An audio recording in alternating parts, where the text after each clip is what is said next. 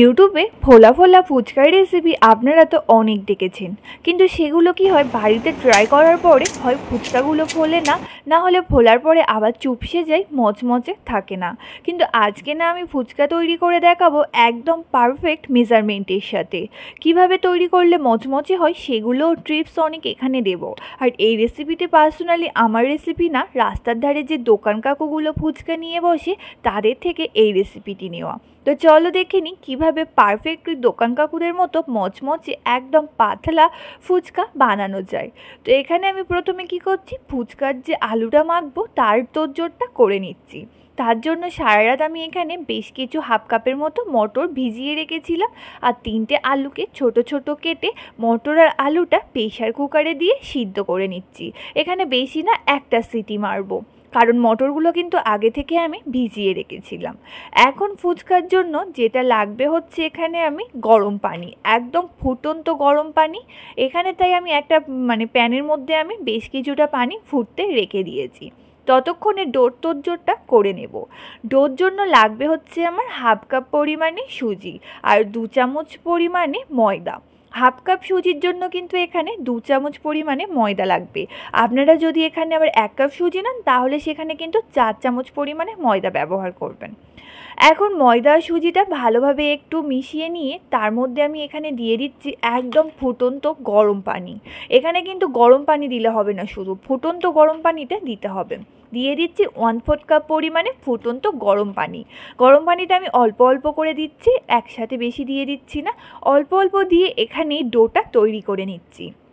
Half cup সুজির জন্য কিন্তু এখানে 1/4 কাপ পরিমাণে গরম পানি দরকার।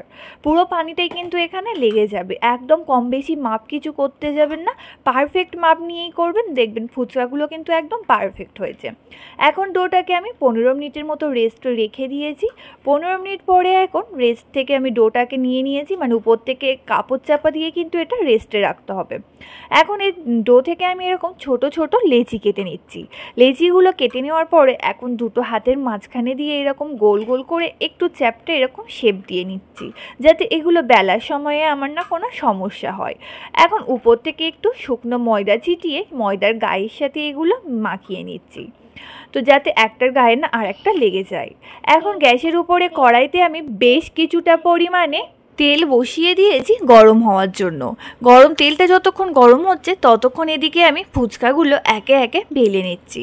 তো ফুচকাগুলো আমি এরকম একটু লম্বা লম্বা তৈরি করেছি, আপনারা চাইলে এগুলো গোল গোল শেপ দিয়ে তৈরি করতে পারেন। এখন তেলটা গরম হয়ে গেছে, তেলটা এখানে মাঝারি গরম করতে হবে, খুব বেশি কিন্তু তেলটা গরম করা যাবে না। মাঝারি তেলটা গরম হয়ে গেলে তার মধ্যে একে একে আমি ফুচকাগুলো দিয়ে নিচ্ছি, আর এরকম একটা একটা দিচ্ছি, আর ছাঁকনির সাহায্যে কিন্তু এরকম হালকা হালকা ড্যাপ করলেই কিন্তু এগুলো এরকম ফুলে উঠছে। একসাথে বেশি দিতে যাবেন না, তাহলে কিন্তু ফুচকাগুলো ফোলাতে অসুবিধা হতে পারে। তো এইভাবে একে একে দিয়ে আমি এখানে বেশ কিছু ফুচকা এরকম লালচে করে ভেজে নিয়েছি। আর ফুচকা ভাজার সময় ফ্লেমটা কিন্তু মিডিয়াম রাখতে হবে, হাই ফ্লেমে দেবে না, তাহলে কিন্তু উপর থেকে কালার চলে আসবে, কিন্তু ফুচকাগুলো একদম মচমচে হবে না। ব্যাস এইভাবে এখানে আমি একে একে সব ফুচকাগুলো ভেজে নিয়েছি। দেখুন ফুচকার কিন্তু একদম লেয়ারটা কত সুন্দর এসছে, একদম কিন্তু প্রতিটা ফুচকা এখানে আমার ফুলেছে, এমন একটাও হয়নি যে এখানে সেটা ফোলেনি। তো এখন দেখুন এর আওয়াজটা কত সুন্দর ক্রিস্পি এসছে, আপনারা কিন্তু দেখেই বুঝতে পারছেন যে এর আওয়াজটা কত সুন্দর এসছে। এখন এখানে আলুটা মেখে নেব। ছোলা ভিজিয়ে রেখেছিলাম, সেই কাঁচা ছোলা দিয়ে দিলাম, একটু পেঁয়াজ কুচি, একটু জিরে গুঁড়ো, একটু শুকনো লঙ্কার গুঁড়ো, আর একটু চাট মশলা আর কাঁচা লঙ্কা দিয়ে দিয়েছি, আর একটু তেঁতুল এখানে আমি ভিজিয়ে রেখেছিলাম, সেই টক একটু আমি এখানে দিয়ে দিলাম। দিয়ে ভালোভাবে আলুটাকে এখন মেখে নিচ্ছি। এখানে আমার ধনিয়া পাতা ছিল না, তাই আমি ব্যবহার করিনি। আপনাদের কাছে ধনিয়া পাতা থাকলে উপর থেকে একটু ধনিয়া পাতা দিয়ে দেবেন, সেটা খেতে আরও সুন্দর হয়। এখন ফুচকার জন্য যে টক পানিটা সেটা তৈরি করে নেব। এখানে এরকম তেঁতুল ভিজানো দিয়ে নিয়েছি, এতে চাট মশলা, জিরে গুঁড়ো, শুকনো লঙ্কার গুঁড়ো আর লবণ দিয়ে ভালোভাবে এটাকে একটু পানি দিয়ে নেড়ে চেড়ে নেব। নেওয়ার পরে এর মধ্যে এখন অ্যাড করে দিচ্ছি গন্ধরাজ লেবু। হ্যাঁ, বাঙালিদের এখানে ফুচকা মানে কিন্তু গন্ধরাজ লেবু ছাড়া কিন্তু এটা আনকমপ্লিট। গন্ধরাজ লেবু কিন্তু ফুচকাতে মাস্ট, যার জন্য একটা সুন্দর ফ্লেভার আসে। এখন দেখুন ফুচকাগুলোর কত সুন্দর দেখতে হয়েছে। এখন আলু ভরে শুধু টক জলে চুবিয়েই কিন্তু খাওয়া স্টার্ট করে দিন, খেতে অসম্ভব সুন্দর হয়। বাড়িতে কিন্তু এইভাবে অবশ্যই ট্রাই করবেন, দেখবেন ফুচকা একদিন না সারা এক সপ্তাহ জুড়ে আপনারা এটা খেতে পারবেন।